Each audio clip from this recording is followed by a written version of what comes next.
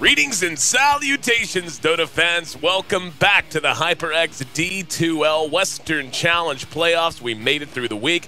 Well, when I say we, I mean all of us, but two teams took their exit. We've now whittled the field down, and we're moving ahead to the grand finals, looking ahead to tomorrow. We've got two best-of-threes on the way to lead things off, a marquee matchup if I've ever seen one. Na'Vi taking on Empire in a lower bracket elimination match. Na'Vi and Empire, well, they both kind of ran into walls earlier on in our bracket. Empire came in actually as our #2 overall seed with a bye and ended up falling down to the lower bracket almost immediately. Fnatic has absolutely torn through this entire bracket and awaits Na'Vi and Empire, the winner of this match, I should say. And of course, they did knock down Empire and Na'Vi both. So after this match, that'll be what we look ahead to. The winner of this will move on. The loser will be going home. Let's take a look at these two teams, see how they match up man for man, beginning with Empire. Now, Empire once again came in the second overall seed, finished 5-2 on our group stage, and looked very strong, but again, just struggled quite a bit.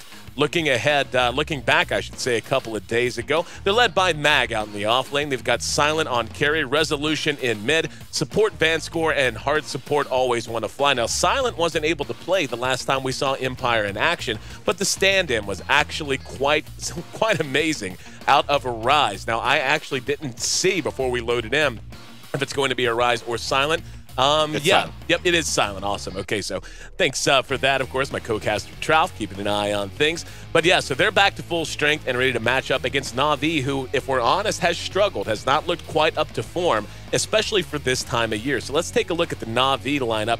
Well, to be honest, they hardly need an introduction as it is. There's really no more famous group of players on the planet, I don't think. They're led by Puppy on the hard support, Havost, of course, in the hard carry. Dindy's in mid with Funnick out in the off lane, and Kuro on support. They finished 4th overall. Same 5-2 record, but it came down to tiebreakers and to points, so it isn't as if they performed super weak, but they have not looked quite up to snuff so far throughout this tournament. They need to get things in shape now if they want to have a shot at advancing to get a little revenge over Fnatic and potentially on their way to our grand finals again tomorrow. I'm AC, joined by Trout for the broadcast. We're live from the HyperX LAN facilities here in their office in Fountain Valley, California. Hopefully you guys have been joining us throughout all of the last week, really, because we're coming down to the wire now. Just a couple of days of play left. If you happen to miss those matches, make sure you check out the VODs. They should all be posted and all that. It really has been a fun tournament. And, you know, Empire and Na'Vi, again, coming into the tournament, I think these are two teams that everyone would have rather expected to be a little bit, I don't know, more favored than they turned out to be based on how they've played. I would say that's especially true, I think, for Empire coming into this. For sure. I think Roxkiss just came out like guns blazing. Yep. Because they surprised a lot of people, myself included. Yep. Taking out Cloud9, just performing well against Empire of all teams. So I think more than anything, Empire. But we saw them yesterday take out Cloud9 in very convincing fashion. Oh, yeah. I think they just had a little bit of a hiccup against Roxkiss, and that was a team who unfortunately had a crappy little issue where someone couldn't get back into the game. It happens. It can be debated that they weren't, they were kind of down in that game to begin with. Obviously, there's a lot of game to be played, but nonetheless, it's all over. But the bottom line is that they played very well. And I think they just surprised Team Empire. I'm still expecting this matchup, Na'Vi Empire, to be quite good, but I really feel that Empire just is a bit of a better team right now in this stage of the game. Oh, yeah. I remember looking back a while ago, going back like a year or so ago. This was known as the CIS Cup, and that was kind of during Empire's heyday, looking ahead to TI3 and so on and so forth. Yeah. But, yeah, it's the, Na'Vi and Alliance, El Clasico, that was kind of the equivalent before really Alliance rose to the level that they did. Right. This was that equivalent. So those who have been really watching competitive Dota for a little bit longer than the last year, just if you remember back, it kind of gives me just a big grin to see these two teams facing off in our own playoffs once again with so much on the line. And Empire has a history in the D2L as a whole. They've won the D2L before. So as has, it's sad to say, I'm trying to remember if Na'Vi has. I want to say they've won tournaments that I've casted before, going all the way back to the beginning of my career, but that's neither here nor there if we're honest. Empire, Na'Vi, again, one team wins and advances to take on Fnatic. Fnatic dropping both of these teams, and now ready to jump into the draft as it is already underway. Once again, a win and go home kind of a situation. And we pull it up. There we are. And Na'Vi leading off with an IO pick. They've also grabbed that Faceless Void. And you and I have talked at length about Void. We'll get into that in a minute. Empire, though, snagging up the Brew with the first pick. Lich as well. Yeah, again, I can go into great length, too, about Lich, like, and how the most effective way to run Lich, just be ready, because a lot of teams, most teams are just actually not ready to play against the Lich, because, like, I don't know how to deal with this dual lane mid, or I don't know how to deal with this dual lane off lane. I think the best way is just go aggressive tri-lane, because for reasons I said, you don't really want to tri-lane safe lane with a Lich, because he's just not good. Like, he doesn't offer that much. I mean, you can. It's not terrible, but that's not why you want to utilize Lich. If you're going to tri-lane safe lane, why would you pick Lich? You want to pick a better support, like Disruptor, or which actually was banned out, by the way. But you get my point. You'd pick a better support. You use Lich to do something weird in a laning phase that throws the other team off. So, but yeah, Faceless Void picked up here Na'Vi. I think that hero was just amazing. Never seen it with Wisp though, so or at least it's been a long time. So that could be kind of fun to watch.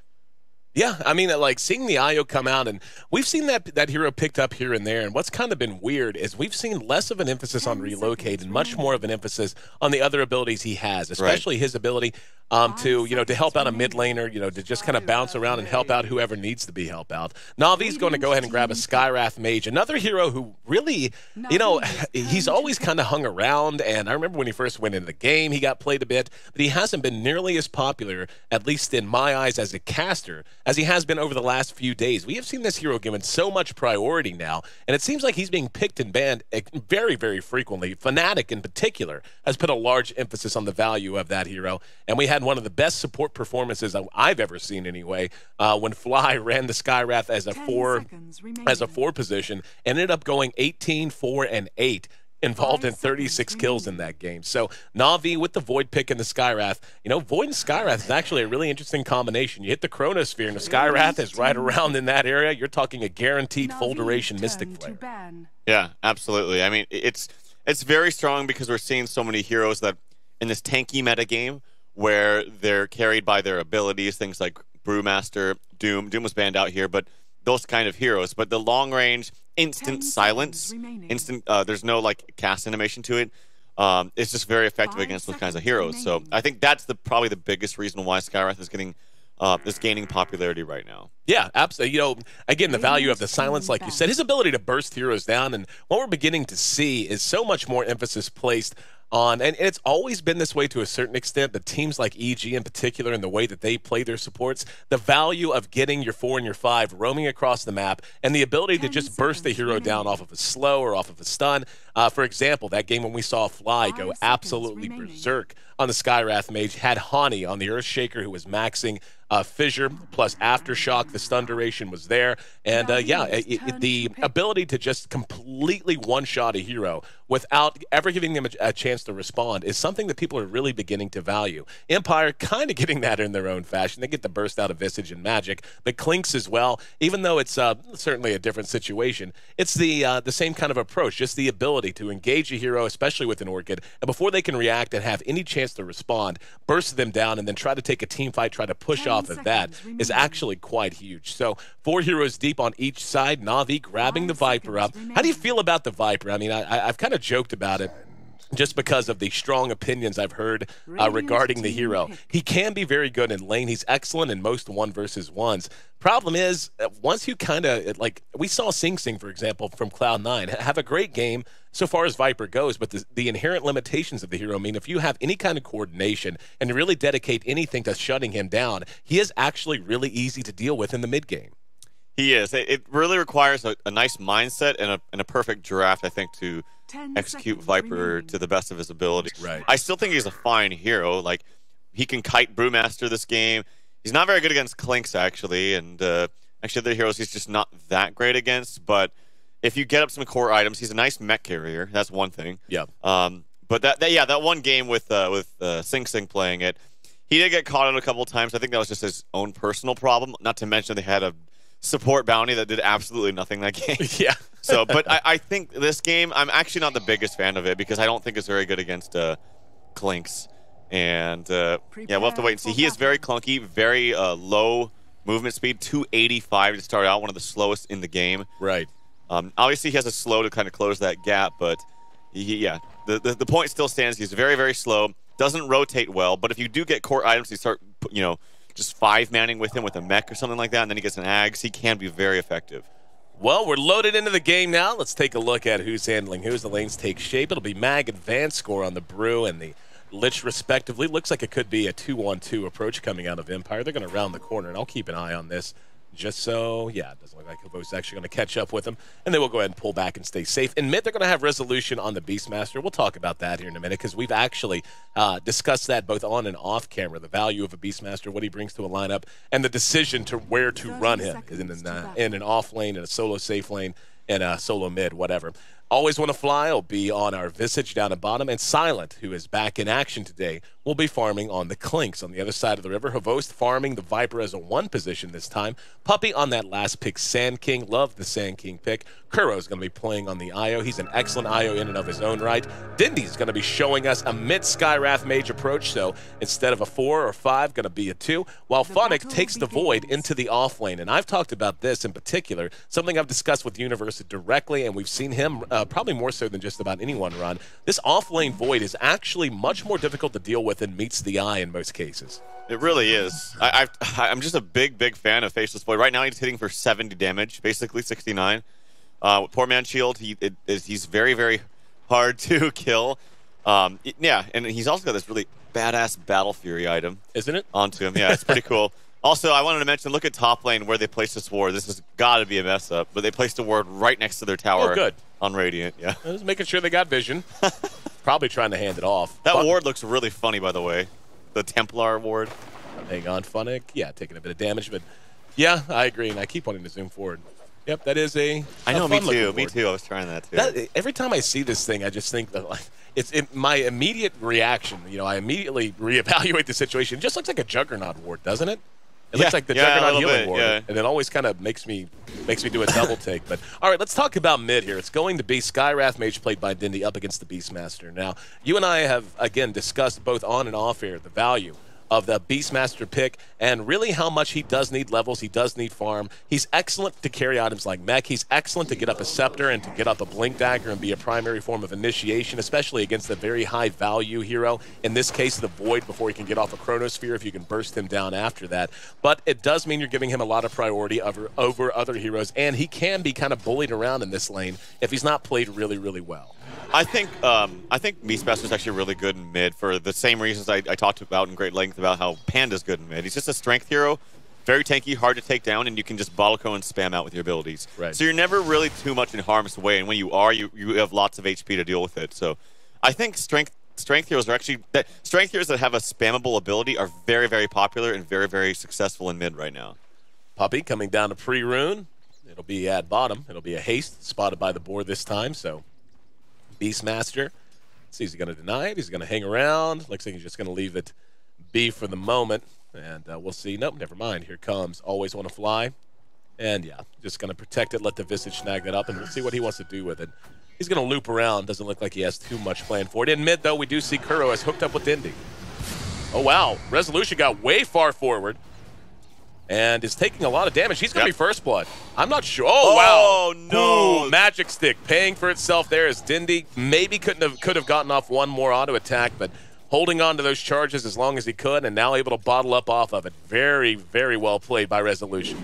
He should have been looking at stick charges. Dindy, I think he could have definitely got that kill. But he was so sure of himself of getting it. You actually saw him starting to walk back to like, haha, got this kill. Mm-hmm. But he got surprised right there. So nicely played with Resolution, but unfortunate misstep there by Dindy. And he's still doing fine. Like, he's actually really crushing this lane, 16-11. And he's got a full creep wave coming up his way, too. But yeah, that could have been really good. Bottom lane, Phonic, he's putting some damage on Always Want to Fly. Phonic, he's actually almost level 4. Yep. Is he getting any CS? It's not the biggest deal. 3. It's not the biggest deal. He's getting his levels. Yeah, exactly. And that's kind of what works about the offlane Void like this is he's going to be able to give you value regardless of what farm he gets, but he also catches up really well in farm depending on how he builds. And right now we can see Silent Always Want to Fly. They're not just kind of letting him sit there. They've tried to loop around. They've hit him with Grave Chill and have harassed him fairly well. But the power of Time Walk to get him out of trouble and the fact that he has the poor man just makes him very tough to reliably bring down, especially at this level. And wow, looks like, yeah, they got Beastmaster again in mid. So, yeah, unfortunately, the stick charge is not enough to save Resolution this time. Na'Vi takes a 1-0 lead. Yeah, I mean, Dandy's just applying so much pressure. If you're watching him, he's just so aggressive, and he's harassing constantly. Not to mention the extra movement speed that you get with boots on top of a Wisp tether onto Skywrath Mage. Just like he's walking for like over 400. So he's very, very fast. It's going to be even worse now. He's got his Arcane boots, level 6 here in just a second. So Beastmaster, I was just talking about how he's very good in mid, but with Wisp helping out the Skywrath Mage, not to mention just Dendy's just the nature of him being a very aggressive player in mid, it's working out wonders for him. Still trying to harass Funnick out of bottom lane, and forced to time walk away. But yeah, Resolution's kind of been living on the edge here in mid. I actually didn't catch that first blood, unfortunately. I was watching bottom to see if they were going to be able to push Funnick back anymore, but what was he just too far forward again, or what? Yeah, he's just too far forward, and the thing is, you get initiated from the concussive shot so far away that you don't expect it. It's a 40% slow. Then Wisp comes in. You slow him a little bit too with the tether and just auto-attack him down with nukes. And here we go. Ultimate up, ready to go. Resolution. Mystic Flare. Yep, this is exactly what I'm talking about. Yep. He's just not anticipating the high movement speed too from Dendy to just get up there with the Wisp tether. Yep. Even if Wisp wasn't there at that point, I think he's just dead. So he needs to stop doing that. He needs to like go in the jungle. This mid lane will never work out for him with this over-leveled Skywrath Mage in mid now. And Funnick is beginning to be zoned a little bit more than he was before, but still having quite a lot of trouble. It's 2-0. Na'Vi in great shape in the first couple of minutes here. And with no towers down, just looking at the efficiency, yeah, Na'Vi has earned themselves just about 1,000 gold lead with those couple of kills and the way the lanes are working out. If you're Empire, what changes do you want to make? I mean, is it just on Resolution really to just play a little more safely, or is there some way you can try to apply pressure to maybe free things up a little bit? Just play safer on mid. Like their other lanes are doing very, very well. Silent has basically complete free farm. Like I think he's not missed any CS. He's 42 and 15. Yep. Mag, he's actually getting equal farm, actually more farm than the Viper because of the just dual lane top. I don't even think Lich can help out mid that much. Like just because if he shows himself for 1 second, he's dead. He doesn't even have boots. So I would say just deny in mid. Maybe he tries to soak experience on the Lich. But yeah, this is exactly what I'm saying. Resolution, just go jungle farm. Because their other lanes are going so well. I'll tell you who's having a great lane, by the way, is Puppy. He's level 6.5 now. Oh my God. He's been doing an excellent job. And this is what we've seen with Sand King since his latest buff, and Funnick actually going to keep an eye on this. There's a stomp that actually ends up hitting Always Want to Fly from the Centaur. Funnick's able to take it because of that, but he's level 5 himself, now going one-on-one with him. Clinks isn't really around to help, but Funnick not going to take any chances. But anyway, once a Sand King hits level 3, his gets 2 points in the Sandstorm, his ability to jungle just goes through the roof. And he's been doing a great job of just pulling and using the camps and using Sandstorm to clean things up. He hasn't really been under threat whatsoever. Havost on the Viper has not really been under threat at all. Like you said, Mag's been farming well enough. But in terms of overall just how well this lane has gone, look at, I mean, Puppy by himself is 1 full level ahead of Mag right now. That's kind of insane. This is kind of just due to, like, he's not really laning top. Like, he wants to farm for himself, which is kind of smart because Panda plus the Lich is kind of annoying to deal with. The lane is always pushed back. You're never really in a real position to, like, gank them with the Burrow Strike or anything like that, so I think it's fine. I'm not a big fan of Funnick's skill build, actually. He's 2 and 3. He has no points in a time lock, which is fine and all, you know, it's all dandy. You can't really get killed, and it's very, very defensive, but he applies no pressure. And I think just having at least 1 point of time lock with your ulti, because it does double damage if you do proc that stun in the Chronosphere, I think it's a lot more aggressive, and I think it's just 1 point would you know, it goes from 0% to 10%, which is, I think, a big deal. But yeah, we actually saw, if I'm not mistaken, when we saw this yesterday in Universe running it, we saw him go, he went 1-2. He went 1-0-2 in his build, if I'm not mistaken. He went 1 point in the time walk, and then the next 2 directly into time lock. And it really gave him the ability to not only just to be so much more aggressive and to really make a difference early. Speaking of being aggressive, Resolution is ported top. He has Roar, and he will spend it. It's going to be on Havost. Mag's right there with him. He's level 6 if he needs it. Here comes Puppy. Puppy's going to use that epicenter. Resolution could be in trouble. They'll get Havost at least, but that storm aspect brings him into the air. However, Na'Vi reacting with the relocate this time. It's going to be a 2-for-1 so far, as Na'Vi trying to chase down Mag. Lich died elsewhere, and Mag now in trouble. Yep, he's dead. So that's a big turnaround. They sold out a lot to try to get on Havos, but now hang on, Funnick, right on the tail of Always Want to Fly. He's going to spin the Chronosphere and take a little damage at the same time, but... Well, forget what I said. He still does a ton of damage. Look, he's auto-attacking for 84. All right, I guess I just don't know anything. Time Log's just so big, and he actually does take a point in it finally. Yeah, that's good. But a bonus damage of 40 for one value point, man, that is so big. 180 when you hit it in the Chrono. It's so big. Yeah. Yeah, I don't even know what he was doing down there because I was watching top, but Funnick now offlane Void, level 7. Oh, this is just a hero. I'm telling you, man, this hero is going to come up all the time now. Yep. I really feel like it will. He doesn't really need that much farm to do damage. Like, he's got pretty much no CS, 9 CS in 9 minutes. It's 1 CS a minute, and he's basically hitting for 100 damage. Yep. And he can stun you. He has an escape, and he's got one of the best ults in the game. So. Well, you were telling me at rather high MMR, 6K plus or 5K, somewhere in that range, wherever you are. What is your MMR? It is like mid 5K. There you go. Used to be 5,800, and then night of drinking. Yeah, rest is history. Just want to make sure I gave you proper credit. So yeah, you're talking pretty high between around 5,500 to 6K. You were telling me that like the big like, oh come on kind of a hero. There's one in every patch. Yeah, it's Void, right? Yeah. It's really annoying playing against. At least for me personally, when I see a Void, I'm like, oh god, really? Now I got to go aggressive against this guy because this hero is just too stupid to play against if he gets farm. And the thing is most of the time he doesn't need that much farm too. It's not like farm, get my Battle Fury, farm, get a Manta, farm. It's farm, get Midas, get Mask of Madness, and go fight. Yeah, that's it.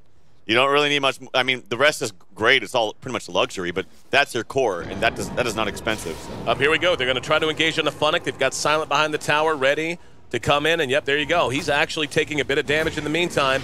Soul Assumption's there. One last auto attack, and down he goes. Here comes the relocate plus a TP, though. That's Kuro, and the Mystic Flare connects, and Always Want to Fly Puppy coming in from the side and sweeping two as they clean up a 2-for-1 once again. And Na'Vi, their ability to respond and respond in force has always been one of their strongest points as a team, and they're making it work for them here in this game to the tune of 8-2. Every time Empire looks like they're making up a little bit of ground, Na'Vi takes it right back. Well, we saw Empire kind of struggling with a similar lineup yesterday, but it was really the Clinks when he gets the Orchids that they just started to explode. He does have it now, right? And even better timing, so he doesn't have treads or anything like that, but nonetheless, he does have his Orchids. Hope for their sake to see some pickoffs from him. I know he's just very aggressive once he does get that. Funnick, he was so close to having that ultimate up. It was like 3 seconds on cooldown, and that could have been like a 3-for-0 exchange. Not to mention, I don't know if you did mention, but yeah, the Blink is up on the Sand King. He's got Tranquils now too. Blink just purchased by Mag, so that'll be good for him. But the Sand King ult is just so good. Vance Court just got busted with a full duration Mystic Flare. Atos is the pickup on Dindy right after a Null Talisman and Arc Boots. He has an 8. Wow, he is really farmed. Yeah, he's had a pretty good lane, but yeah, we just saw him hit the Lich for a full duration, 100% damage Mystic Flare, just because that Atos threw it up ground and then just said, all right, here's Mystic Flare, deal with it. That's good stuff. He's very, very farmy. I mean, he's got 5 kills, 2 assists. He's been farming, getting every last hit basically in mid. This mid tower, they don't have that great of tower pushing, so if they're able to do it early on when they have this advantage, I think it's a smart thing to do. Visage does have his birds out, and we'll see if they want to try to get in their face at all. Blink up on the Brewmaster, so if he wants to blink, clap, split. They don't have a very, I mean, outside of relocate anyway, if they can get on top of Vosh, yeah, they're going to bring someone in. They also have Roar that should be ready to go now. The Mag coming in from the side. Avos is way up front. Puppy right behind him, though. Puppy does have Epi if he wants to use it. Here we go. He's going to go for it. The silence on Mag. Right on him, just as he was ready to blink. That's a complete disaster. Roar on the Puppy. They make it Havos as well. There's the Chrono coming out of Funnick, though. Trying to bring down Resolution, but without an attack speed item, only so much can be done. The Chain Frost went off behind the fight. Now they're charging back. Na'Vi's lost 3, will lose 4. This is the fight Empire had to have. And they got it. And the sad thing is, that was about as bad as it could have gone. Like you said, the Brew King was standing right here. And because of this ward from Na'Vi, they saw it, hit him with the silence, and as he blinked in, he basically just blinked in and died. That's all he could do. Nonetheless, Empire still able to take a 4-for-1. It was just like a very slow reaction, I think, from Funnick. He had a good idea. He wanted to get in there and just use the ultimate to save some members of his team, and then Puppy kind of, I think he wasted his ult. Like, he was trying to blink away, or trying to get away. I thought he was just going to stun away, and it looks like his ult's on cooldown, actually, so not able to use that. That was actually a really bad exchange there for Na'Vi. I thought things were going to go better for them with the nice blink on the Sand King. I thought things were going to go better when Panda blinked in and did nothing. But nope, it was a 4 for, I think, 2 exchange in favor of Empire. So they need to use this Funnick ulti, or the Void ulti, a little bit faster if that's what they want to do in that situation. Or Puppy just needs to play further back.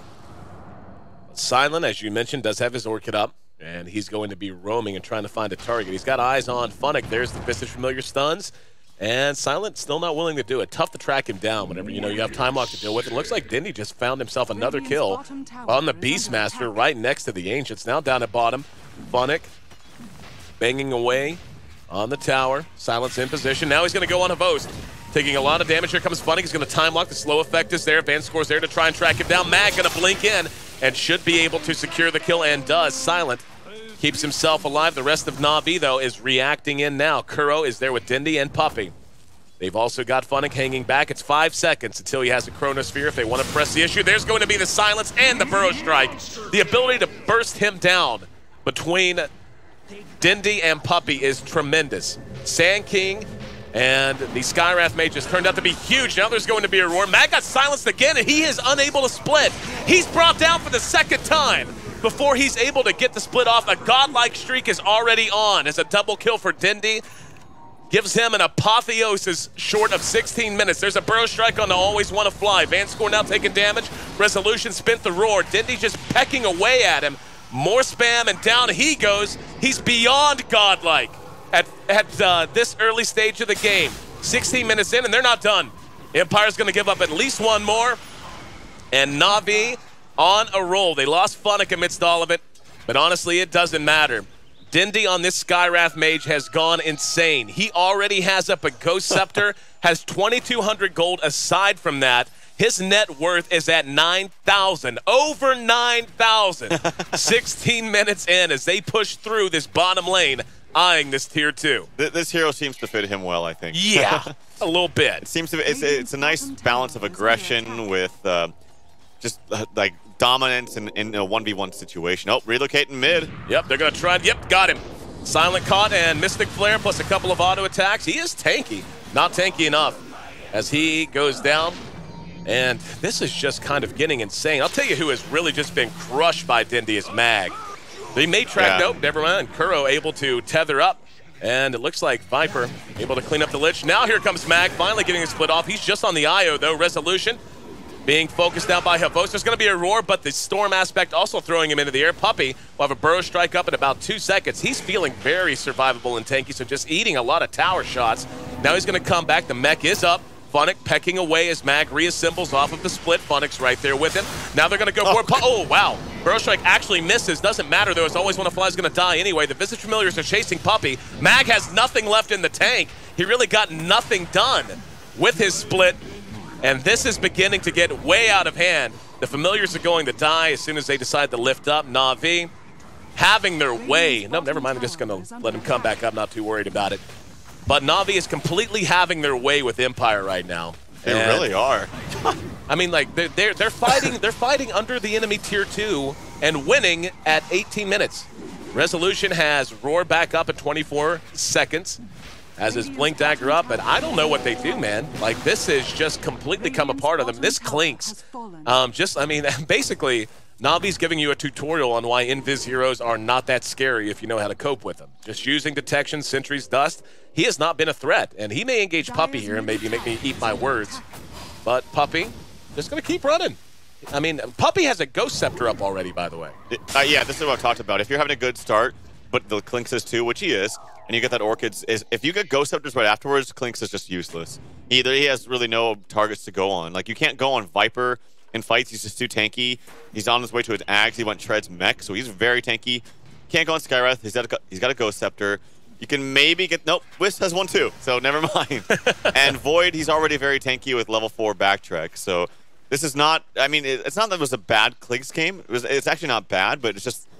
the other team is just so farmed that now he's just nullified. I think, if anything, this is a terrible Beastmaster game, and I think that the Lich needed to go mid, like, right off the get-go, considering, okay, look who's playing Skywrath. Okay, it's Dendy. All right, Dendy's going mid. This is a ridiculous hero to go solo against. I can't really do it to myself.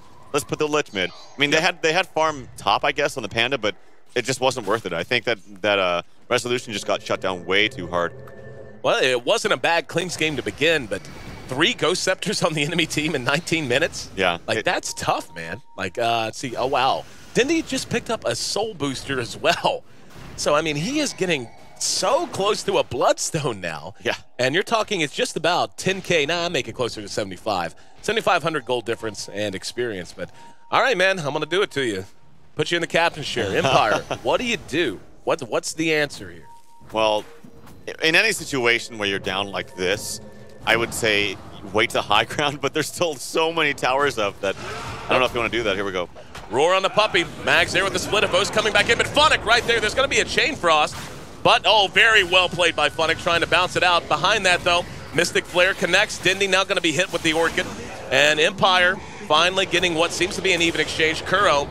They'll be fine. Yep, using his Ghost Scepter and relocating back from whence he came, as he and Dindy are perfectly safe. So that's probably one of the best exchanges Empire's had so far, going 1-for-1. Silence in trouble. If we can get a nice bash, Panda comes in with a clap. No more mana, though. Oh, Funnick hit with the Orchid and brought down because of it. So a little aggressiveness out of Funnick that time around.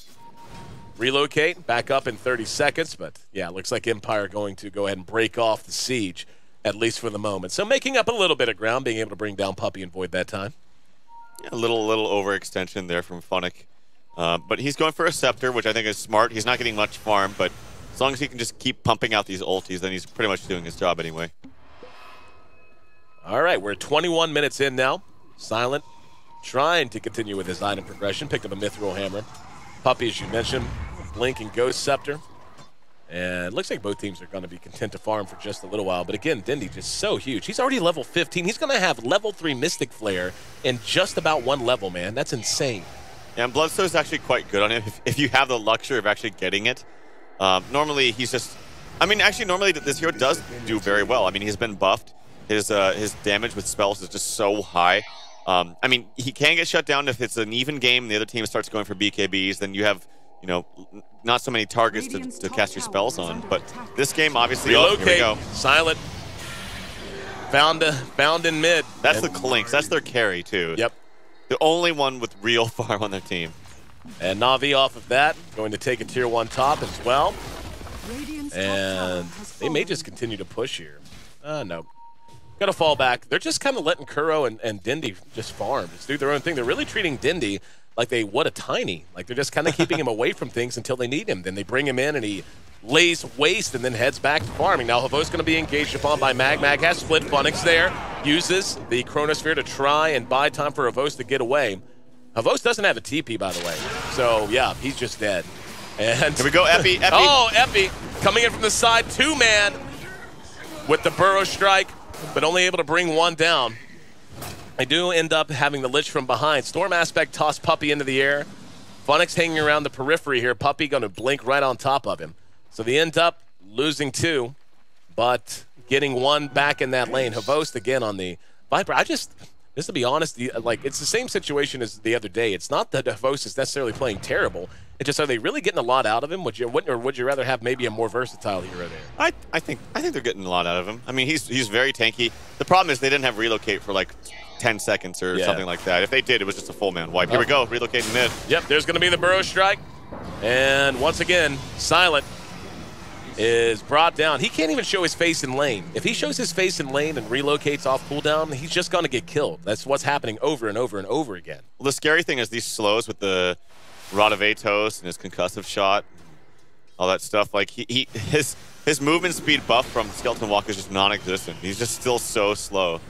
So yeah, it's very, very difficult in this Wisp. Is nice job by Kuroki. Have to give him credit too. Oh, of course. Just being able to stay with Dendy all the time and find the find the openings. Now 9 charges on the Bloodstone with another 1,600 gold on top of that. He just bought this and just farming out of his mind. And this is not really a hero you think that has nice farming and flash farming capabilities. He gets his farming from farming heroes, and he's done that.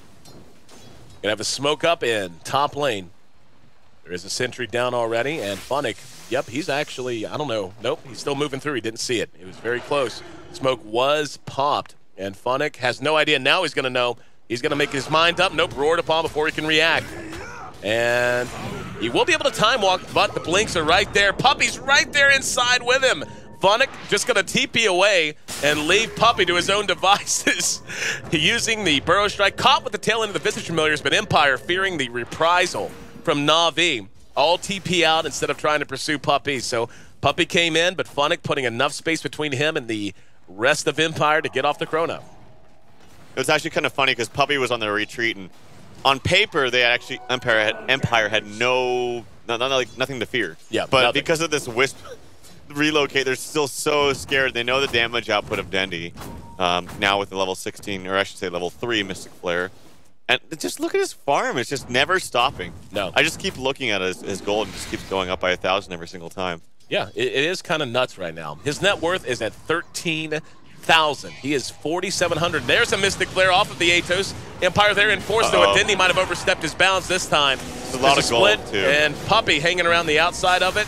No, he actually denies himself using the Bloodstone. Puppy gets off the Epi. Should be able to get at least 1 kill on the Van score, and does. But Brew able to clean up Kuro on the back of it as well. They may pursue this out.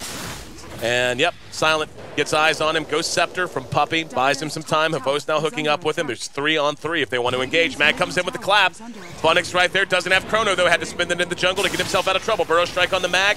Puppy doing a great job of kiting this out. That mech used by Havos. And Mag brought down. Now the rest have to run. Funnick catches him with the time walk, though. And slowed to begin and should be slowed to end. Puppy takes the damage from the Soul Assumption quite easily, and at the end of it all, yeah, they're just going to call GG. I don't blame them. That was probably one of the best opportunities they were going to have to try to slow Dendy down and get things back under control. Instead, they end up giving 4 more away. And Na'Vi, in very quick fashion, starts off this elimination series with a Game 1 win. And if they can win 1 more, they'll send Empire home packing, which is surprising in and of itself. Empire, again, entering play in our playoffs as the #2 seed overall. Tough day for resolution on Beastmaster, as you said. 0-7-9. Really tough in that mid lane. And, of course, Dendy snowballing completely out of control off of that mid lane and the way it went. He finished level 17, 11-1-9 by the time all was said and done.